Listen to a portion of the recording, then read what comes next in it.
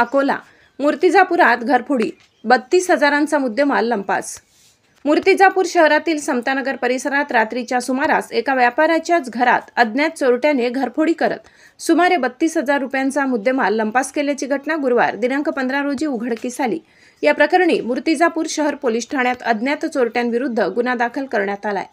पोलिसांकडून मिळालेल्या माहितीनुसार नरेश नेभनदास मेंघानी राहणार समतानगर मूर्तिजापूर हे आपल्या कुटुंबासोबत घरी झोपले असताना मध्यरात्री 12:01 ते सकाळी 7:30 या वेळेत अज्ञात चोरट्यांनी त्यांच्या घराच्या खिडकीचे लोखंडी ग्रिल तोडून घरात प्रवेश केला। घरातील पॉकेटातून रोख 2,000 रुपये तसेच घराच्या कंपाऊंडमध्ये असलेली TVS कंपनीची मोरपंखी रंगाची ज्युपिटर दुचाकी क्रमांक MH30 BG 3923 असा एकूण 32,000 रुपयांचा ऐवज चोरून नेण्यात आला।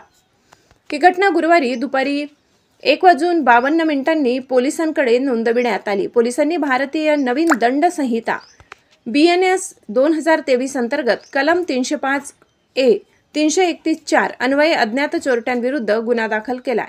या प्रकरणाचा पुढील तपास PSI शिंदे यांच्या मार्गदर्शनाखाली सुरू आहे। महाराष्ट्र क्रांती न्यूजसाठी अकोला प्रतिनिधी इम्रान खान। अशाच नवनवीन बातम्या पाहण्यासाठी आमच्या महाराष्ट्र क्रांती न्यूज या YouTube चॅनलला लाईक करा, सबस्क्राइब करा आणि बेल आयकॉनला प्रेस करा।